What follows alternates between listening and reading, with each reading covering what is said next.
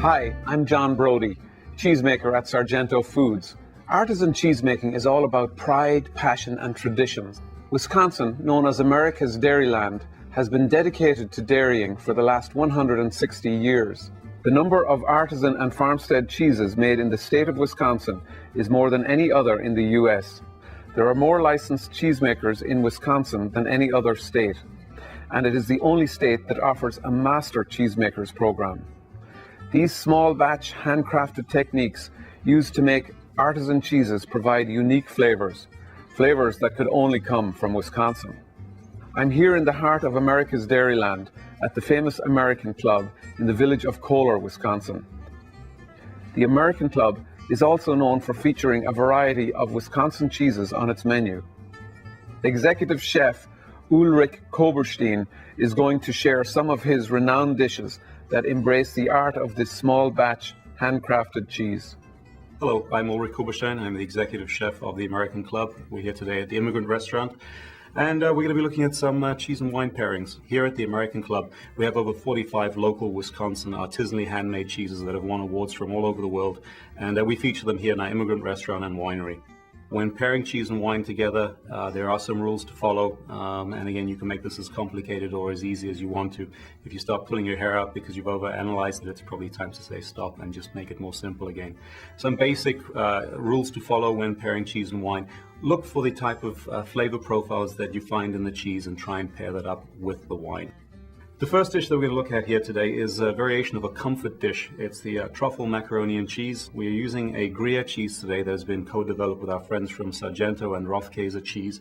And when you think of using a Gruyere cheese, the wines that typically work very well with that would be a Chardonnay.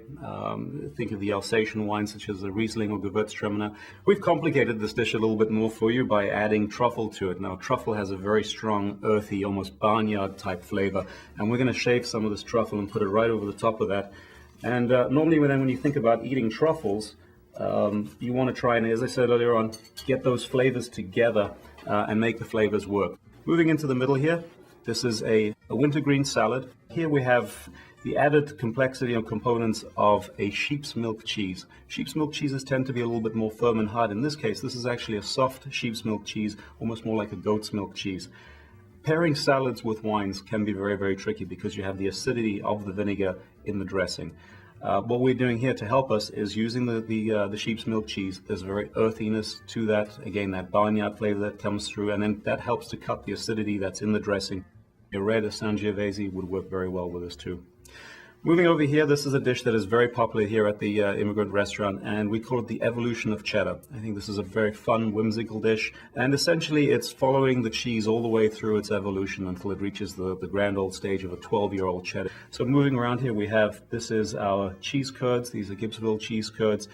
Very interesting texture in the mouth. They're a little bit squishy, and that's the beginning of the cheese. We then have a 90-day cheddar cheese, a 1 year, a 3, a 5, a 7, a 10, and a 12-year cheddar cheese. Two wines that we're looking at here with this one, because in the younger stages, in the younger years of the cheddar's life, it is a little bit more bold. It's your typical, more store-like cheddar cheese that you think of, and so we can go with a more hearty red wine.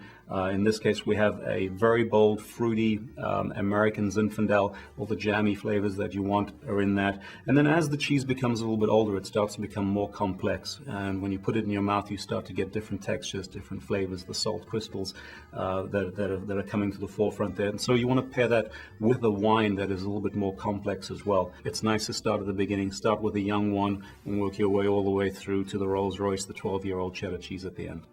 Thank you very much for joining me here at the American Club today, and I hope that you have lots of fun eating and working with your local Wisconsin cheeses.